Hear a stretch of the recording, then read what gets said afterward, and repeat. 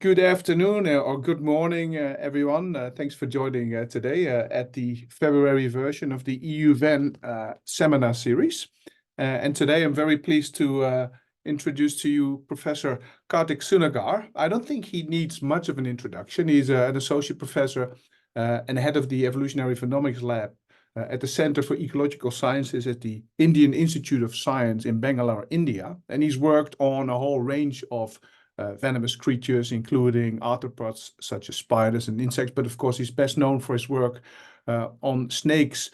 And this is the topic that he will be talking about today. He's, of course, also known as the architect, together with Yehu Moran, of the hypothesis that evolution of venom has two gears, which is a very interesting topic. And I would love at some point to get the opportunity to discuss this with you.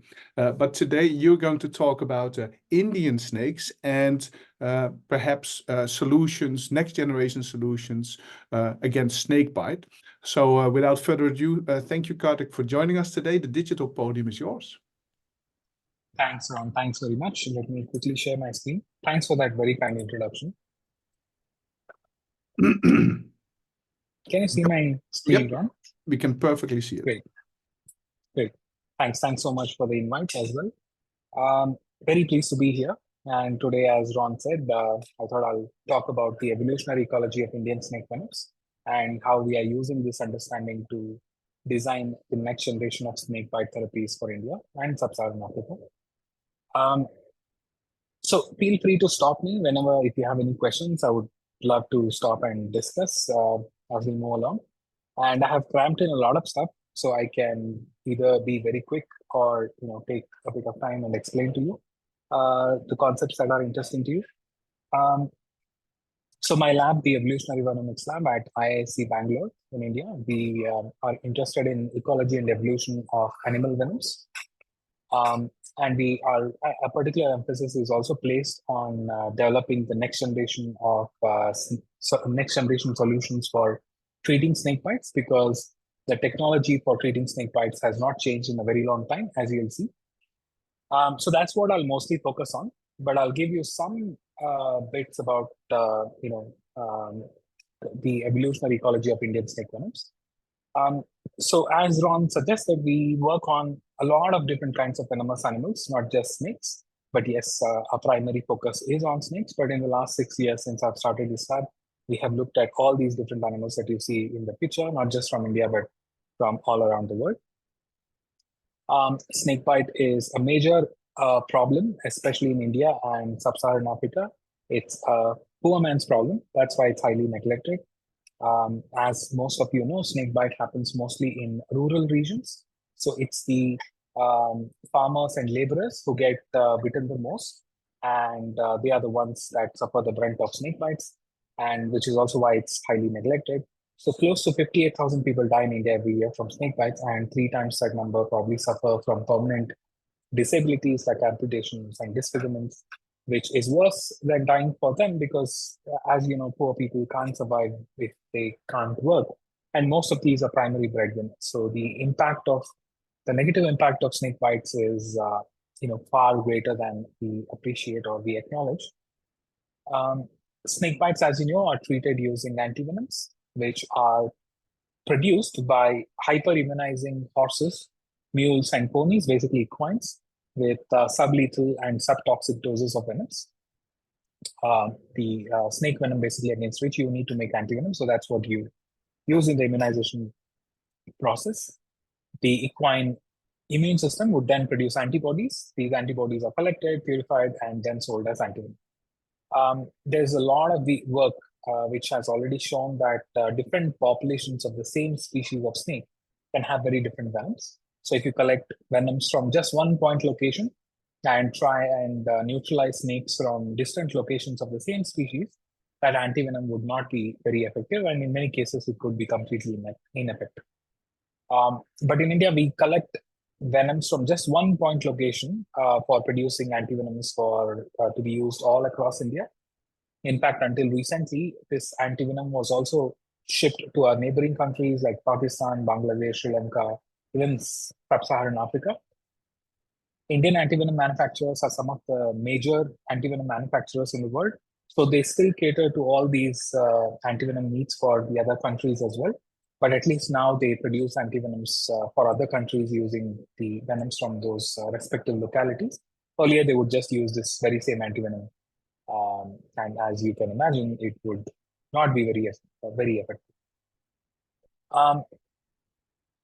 So there are, before I go on to the slide, there are lots of problems with the process of producing antivenoms. It has not changed in over 100 years, as I mentioned. So the number of antibodies that are actually efficacious or relevant for treating snake bites are very minimal in a vial of antivenom. So the technology has to change, and that's what I'll kind of emphasize in today's talk. That before getting there, let's see what is the problem that basically lowers antivenom efficacy. So if you look at the fingerprints of venoms of cobras from different parts of India, so this was a study that we published a couple of years ago. Now we have looked at almost every region in India, but this covered some of the major states in India. And so these are RPH-PLC profiles, so they are like venom fingerprints. So if you just focus on the peak number 4, which is what kills people who are bitten by this spectacled cobra or Indian spectacled cobra. So the peak number 4 contains 3 finger toxins. They are called so because of it looks like 3 stretched out fingers. There are 2 variants. One targets the nervous system and is called neurotoxin or neurotoxic 3 finger toxin. The other variant is called cytotoxin. So that is responsible for necrosis. So a lot of tissue decay and amputation happens because of this particular toxin. So now if you look at the abundance of this toxin, especially the neurotoxic variant in peak number 4, you will see that it's really, if you look at the area of this peak in some populations like this North Indian population and the Eastern Indian population, you'll see that the area of this peak is really large. But now at the same time, if you compare this with, the area of peak of, let's say, the Southeast Indian or the Western Indian region, you will see that the area of this peak is really low, right? So you can already imagine that this can cause a major problem when it comes to snakebite treatment, because one causes neurotoxicity and the other one is causing a lot of necrosis. So now when you subject those fractions, when you collect those fractions and subject them to mass spectrometry, you can identify the proportions of individual toxins in these venoms. And as you can imagine, as you can see, this particular population has almost 90% of its venom made up of neurotoxins. So the blue color is the neurotoxic 3 finger toxin. But if you look at the neighboring states, so these 2 states are adjacent, the Rajasthan and Punjab. If you look at the desert population, the Rajasthan population, you can see that almost half of the venom is actually made up of the cytotoxic variant, the one that causes necrosis. So as I mentioned, this will have a profound impact on the effectiveness of antivenom, because the antivenom can either neutralize this or that. It can't neutralize both, right? It can either save the lives or limbs. In this case, we actually showed that the desert population is not neutralized at all. So all mice injected with the venom die. So it neither saves lives nor limbs. In any case, so we have been looking at the first thing you need to do is to understand the basic biology of these things, but also try and figure out what is the extent of venom variation. And that's what we set out to do. And over the last 5 or 6 years, we have been looking at venom variation across India. And we have shown that there is significant venom variation across populations, in India. And this is something that you would expect, that India is a huge subcontinent, and across 4,000 square kilometers, you would obviously expect a lot of variation, right? But what happens if you collect venoms from different individuals from just one location? Will those snakes have the same kind of venom, or will their venoms be very different? So this is what we wanted to answer. And now if you look at, so what we did is we collected venoms of another species of medically important snake in India. It's called a monocellate cobra. This is mostly found in the eastern part of India. India doesn't make an antivenom against this snake, so the so-called big 4 antivenom. So we have 4 major species of snakes that are responsible for a large number of deaths and disabilities. These are called spectacled cobra, krait, saw-scale viper, and Russell's viper. So that's why they are called big 4 snakes, and the antivenom that we produce is called, a big 4 antivenom. So the big four antivenom is used for treating bites from monocellular cobra in eastern India, although this is not really involved in the immunization mixture. So what we did is we collected venoms from different individuals from just one point location within a radius of 50 kilometers, and then we asked this question as to does the venom vary, or because they're found in the same environmental conditions, probably feed on very similar things, will their venoms be very similar? And when we look at the venoms, again, if you look at the fingerprints, now if you look at these donut charts, you can actually see that, so each color here represents a fraction which contains one or two types of toxins. Now, if you look at the areas of these these different segments, you can actually see that none of the donut charts look very similar to each other. They're all very different from one another, right? So this shows that venom variation can be very stark even at a point location between different individuals of the same snake species. But what does this mean? I mean, you see different colors, but sure, but what does that actually affect their potency? Does that actually mean something to us? I mean, do we need to be worried about this variation? So when you look at the toxicity, you can see that one individual can have almost 3 times more toxic venom than the other. And when you look at the potency of the Indian antivenom, it is very, very poor because, as I said, we don't make an antivenom against the monocellular cobra. We use the big four antivenom. And when you test the big four antivenom, you see that it's very poor, right? So these peaks should have at least reached this line. This is what is the marketed potency against spectacled cobra. So if you pick up a vial of antivenom from the market, it will tell you that it can neutralize 0.6 milligrams per ml of the spectacled cobra. So it should have at least reached this. This value is already low, but you can see that it's not even reaching that very low target, right? So what we did is we said, okay, let's in absence of a specific antivenom, can we use some of the antivenoms made in Southeast Asia to cater the needs in the meanwhile? So when we tested with high antivenom made by Thyroid Cross Society, you can see that it worked against one individual, but not against other. So what this means is that depending on what snake bites you, the outcome of therapy can change. The antivenom may work very well if you are bitten by X individual snake from the same species, and it may fail completely if you are bitten by the Y individual, right? So the extent of venom variation could be that significant. Now, venom can change across the developmental stage of the same individual. So I'll give you an example. So if you look at the tail of this Russell's viper, it's a baby Russell's viper. You can see that it's wriggling it like a worm, and it's doing so to attract amphibian and lizard prey towards it.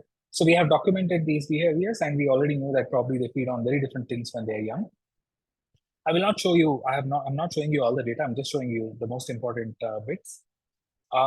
So we wanted to figure out whether these snakes actually change their venoms as they grow older. So we collected newborn individuals and bred them in captivity for a very long time. So from the day of their birth until they reach adulthood, we looked at over 200 individuals, Russell's vipers and spectacled cobras.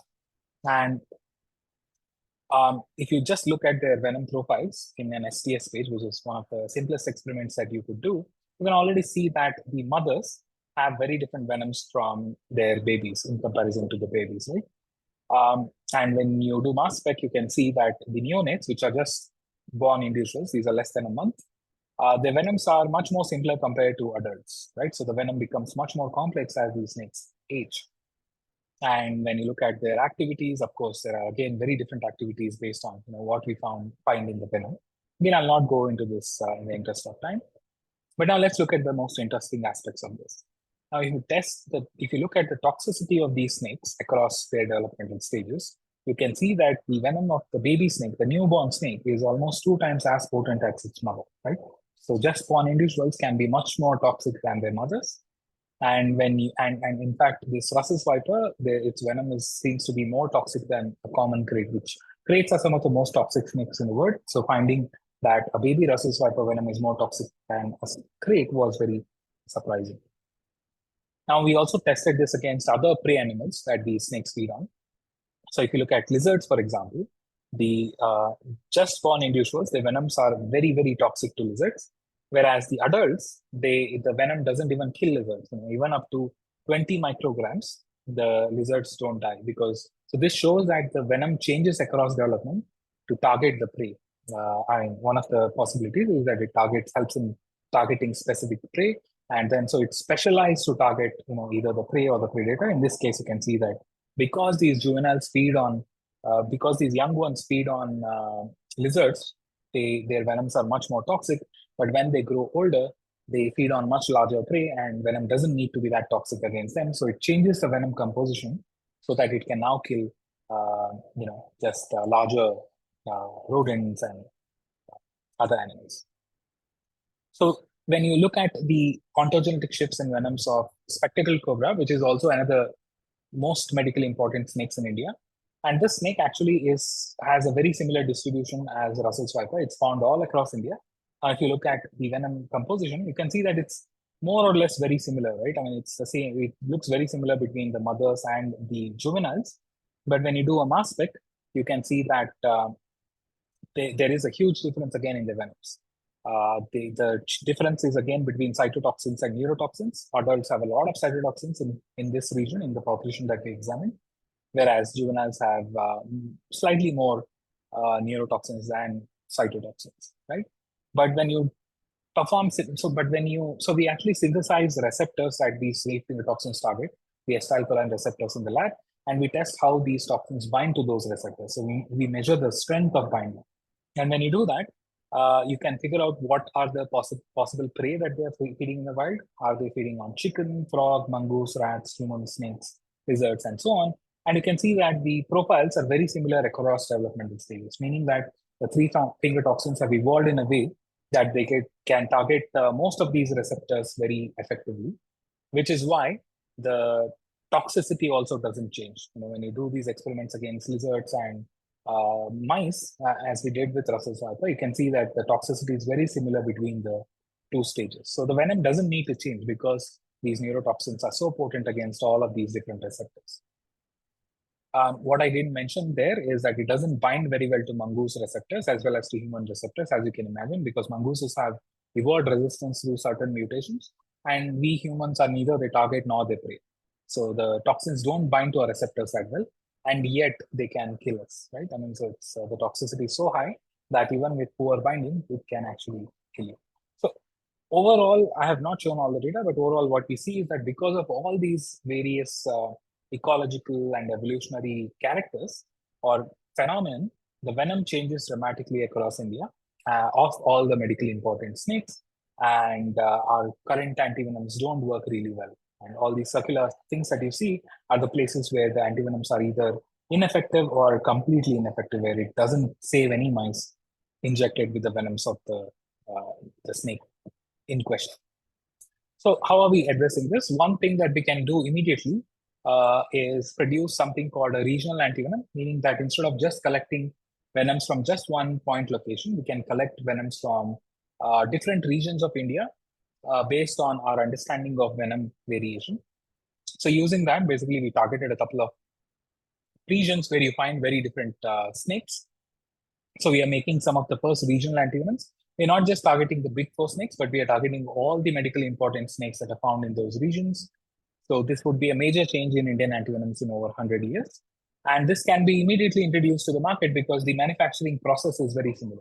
So instead of targeting just the four snakes, we are targeting all the medically important regions, all the medically important species. And instead of collecting venom from just one point location, we'll be actually collecting from the location where these antivenoms would be deployed, right? So for example, in Western India, we would collect venoms from this region, and the antivenoms made against this region would be only used in that region and nowhere else. So we are talking with manufacturing companies and trying to produce some of these first antivenoms. The other thing that we can do is they basically make use of the advanced technologies for making an antivenom or a solution that works across regions. Because snakebite is not just India's problem, it's also prevalent across the world, especially in sub-Saharan Africa. So if you look at India and sub-Saharan Africa, we have very similar snakes. We have Russell's vipers here, whereas in sub-Saharan Africa, they have a puff adder, which causes a lot of necrosis and disabilities. We have saw-scaled vipers here and Torturex vipers here, whereas in Africa, you will find this carpet viper, which again causes very similar symptoms. We have the spectacled cobra here, for example, and they have the Egyptian cobra and many other species, right? So the species that we find in the regions are very, very similar. So if you look at the venoms of these, what do their venoms contain? So if you look at venoms of elapids, which consists of mambas, cobras, and kraits, you'll see that most of them contain 3 chemotoxins. There is a lot of 3 chemotoxins in the venoms. So we thought, okay, what if you knock out some of these major toxins? Will we be able to achieve complete neutralization? A. Second, can we achieve broad neutralization? So that's what we wanted to test. So what I'll explain that study in a second. But so what we have been doing is we have been trying to target all these major toxins and using these different platforms, advanced platforms for producing recombinant antibodies. So for example, we have been immunizing camels because they have very unique antibodies, cows, baboons, and even collecting blood from snakebite victims. So what we do is we isolate the memory B cells, which code for these antibodies. So we basically use toxins as baits to pull out those antibody producing cells against which we need antibodies. So for example, if I want to make antibodies or discover antibodies against toxins that cause necrosis, so I would use those necrotic toxins as baits, and I will pull down the cells that are producing antibodies against those necrotic toxins. I would then sequence them, and then we have a platform where you can, sequence them and basically express these antibodies in cell lines. So instead of immunizing animals in future, you could just produce these antibodies in cell lines. So that's the idea. And the second strategy is basically, I'll actually skip this because it works on very similar lines, but yeah, in the interest of time, I'll just skip that. But basically using all of these different technologies, what we have been doing is we have been isolating antibodies against specific toxins. These can be against specific toxins, or these can be against evolutionarily conserved regions, so that this antibody would now work across regions and across species. And I'll just give you one example. So this was a study done with Joe Jardine and Irene from Scripps in the States. So for example, here we looked at some major long-chain 3 chemotoxins. Again, the 3 chemotoxins are defined in kraits, mambas, cobras, and king cobras. And so we basically use them as baits to isolate. So this is a different technology called yeast display. So the yeast cells basically produce these antibodies on their surface. So what you can do is you can now introduce your toxin of interest and then pull out the yeast cells that are coding for, or that have antibodies that are very similar to, that can bind to your toxins very effectively. And once you have identified those yeast cells, you can then express these antibodies in mammalian cell lines and mass produce. This works through iterative sorting, which I'll not get into. It's technical, but basically you're improving the efficacy in each step of sorting. So eventually, what we did is we managed to identify some toxins, some antibodies that were very specific to all of these different 3 chemotoxins, right? So that is this one. You can see that the binding potential is really high, so they should be lower to the x-axis. So you can see that among all the antibodies that we discovered, this one was very potently binding. So then we performed in vitro tests to see whether it actually neutralizes the toxin under in vitro conditions. And when we were sure that it actually neutralizes, we performed animal experiments. So this is positive control, where you inject venom into mice. So you can see that all of them crash and burn within the first few minutes of venom injection, right? So they all die within the first 4 hours of injection. And when we injected this antibody along with the toxin, you can see that it extends the survival time significantly. It doesn't save them, it extends the survival time significantly. So now what we did is we introduced these mutations to make these antibodies much more effective in binding to these toxins, right? And then we express those antibodies again. Now you can see that against the same toxin, it's basically protecting all mice injected with this toxin, right? So it's just one antibody, a human antibody that basically protects all the mice which are injected with this toxin. So this is a Southeast Asian crate. Now, if you do the same experiment with the monocellate cobra that I told you earlier, where the Indian antivenom doesn't work, you can see that it again protects completely. All mice which are injected with the toxin survive. Similarly with Ophiopagus hanna, where the venom injected population dies very quickly. Even the conventional antivenom, all mice die within the first 4 hours. Now our toxin basically extends the survival time. So these mice die after 12 hours, between 12 hours to 24 hours, and that's possibly because there are other toxins that kill mice. So the universal antivenom it would not be made up of just one antibody, but would contain a cocktail of antibodies. And this also works very well against black mambas. I think I have only 5 minutes left. Is that right, Ron? Yep. If you go a few Yeah. minutes over time, that's fine because we don't have a second speaker. Okay, sounds good. I'll just wrap it up. I'm just agreeing now. So basically, this again works against black mambas as well in Africa. So all these tests are usually done around the world by pre-mixing the venom and anti-venom or antibodies and then injecting into mice. But as you can imagine, snakes don't really pre-incubate their venoms before injecting into a person. So it's not reflective of the real world scenario. So rescue experiments could be performed where you inject the toxin first and then you give the antibody to see whether it protects those mice from the deleterious effects. And as you can see, if you do these experiments with conventional antivenom, mice are not protected, even if you inject 1 minute later. It only works if you inject at 0 minute. But when we inject this antibody, even after 20 minutes after injecting the toxin, these antibodies work very well and they can, displace the toxins that are bound to the receptor and they protect all mice injected with the venom.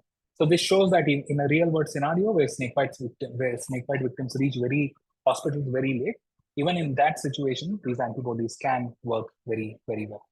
So this was actually very recently accepted and it will come out this coming week in Science Translational Medicine.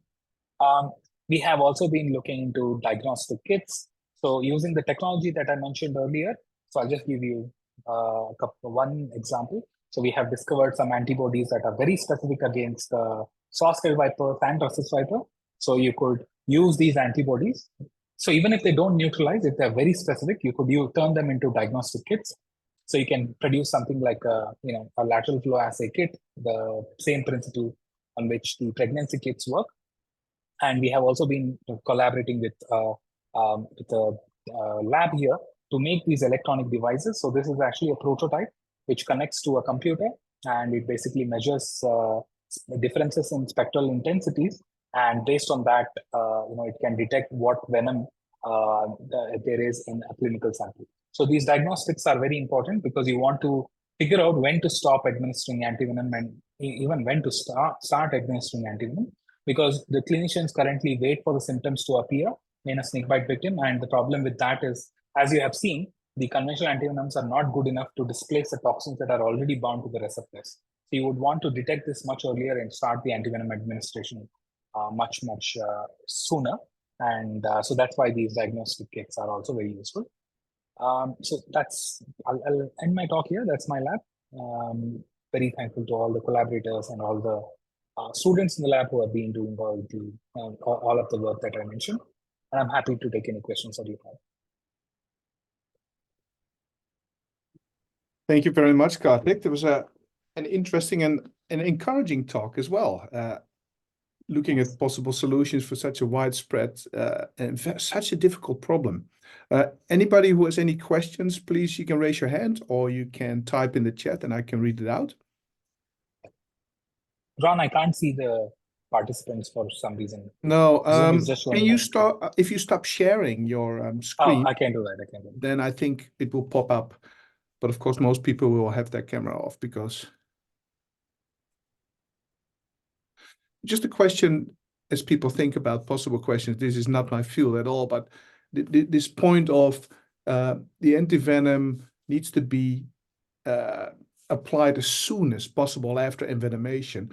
Is there some, I mean, do you know that the average snakebite victim, will they wait until they get a symptom, or are people wise enough to immediately go, even if it could still be a dry bite? Yeah. Unfortunately, in places like India and Sub-Saharan Africa, the nearest hospitals that specialize in snakebite treatment are very, very far away. So in fact, a lot of them actually take more than 3-4 hours to reach a hospital, which is really not a situation you want to be in. And unfortunately, there is also the lack of snakebite education, right? So a lot of them don't even know that they need to go to the hospital. A lot of them will go to these local healers, faith healers, and all of that. And sometimes if they're bitten by a non-venomous snake, they would survive and assume that basically the person healed them. So yeah, that's one of the major problems. So it's interesting because you work on the high-tech end of this problem, trying to get the medicine as good as it gets, and then hopefully at some point affordable. But then you have this huge logistical issue of getting the people in contact with the medicine. Yeah, exactly. I think a lot of people, including Priyanka Kadam, who's in the chat, I can see, they've been working on the ground to educate a lot of these people in India. Yeah. But yeah, unfortunately, snake bites are, an accident, occupational hazard, right? So people would even get bitten. But yeah, I mean, all these campaigns that these wonderful people are doing on the ground would basically encourage them, hopefully will encourage them to reach hospitals sooner. Yeah. I see there's a few comments in the chat. Priyanka Kadam says, thanks, Kartik, for a wonderful presentation. How long will it take to get the diagnostic kit to the market and subsequent use by hospitals? Yeah, unfortunately, they have to be clinically validated in humans. So we are trying to do that now. We are trying to collect the clinical samples and see if we can validate them as soon as possible. But as I said, we have only discovered a couple of antibodies against 2 snake species now. But the campaigns, antibody discovery campaigns are running, and hopefully we'll have many more antibodies, and that can be turned into a kit sooner. Yeah. Sheetal Shetty asked a question that you more or less sort of answered. Up to how long after envenomation can the antibodies work? As the study mentioned, it can be up to 20 minutes. Yeah, you can't really test them, 24 hours later, for example, because mice have very small bodies, and the moment you inject venom, which is also why people, this pre-incubation model works. That's how WHO also recommends. Because if you try and do this with conventional antivenoms, for example, mice will die within first few minutes of injection in some cases, because the effects are deleterious and very immediate. So there is no reversal, right? But the fact that it works 20 minutes later is very encouraging. But yeah, all of this needs to be figured out in clinical trials. Yes, and I guess in doing an injection of venom in a mouse is a very poor proxy for being bitten by a snake. A human bitten by a snake, it's a very different scenario, different body type, different species. Yeah, exactly. Yeah. I mean, it's, very useful, but yes, as you said, it's not really mimicking the exact real world scenario. Sonia Mondal asks, is there any side effect of these multi-purpose antivenoms? No, not really. I mean, these are just human antibodies. So you would get side effects if these antibodies were produced in horses, which is what we are doing now. But these are completely human. So they are identical to any antibody that's in our blood. So your immune system will not recognize it as an antigen. Sort of a follow-up on the side effects. Sheetal Shetty asked, will these antibodies cause side effects if given in case of a dry bite or false snake bite, which is possible? Well, I guess. Yeah. So the thing is, as I said, it is possible, but again, these are human antibodies. So clinicians will not administer antivenoms unless they actually see some symptom. So even if you go to a hospital and say, I'm bitten by a snake, they would actually wait till some of these symptoms appear. They would not give you any antivenoms. So, but even in case they do, these antivenoms are completely humanized. Are human, not even humanized. So your body should not recognize them as foreign antigens. No. Question by Pradeep Yadav. Is the testing kit ELISA-based? So no, as I said, you can either convert it into an ELISA-based kit. I mean, we are still at the discovery phase. We are not making these kits as of now. But we have also developed prototypes of electronic devices, so where spectroscopy is utilized and not antibodies. So, yeah. Questions are coming. I'm gonna because this should not be a cross-examination of you in a court of law, but I'm gonna present. And there's one more by Katja Douidi. Thanks, Kartik, for your interesting talk. You mentioned in your presentation that there's differences in venom composition, I imagine, intraspecifically. So how can you take that into consideration when you develop an antivenom? When you have such... So actually, the slide that I skipped would have answered that question, where we are basically designing antibodies to target regions that are evolutionarily conserved. So these are conserved regions across species and across continents. So there are lots of those regions in toxins that don't change with time because of their structural or functional importance. And so if you design antibodies that bind to, basically tailor them to bind to those regions, these antibodies should work across regions and across continents and across species barriers. That's exactly how these antibodies are working. So is your time these days mostly taken up with anti-venom research, or do you have some time sometimes to look at other things as well? So the other things are much more interesting to me, as you can imagine. I think we have very similar interest in venom research.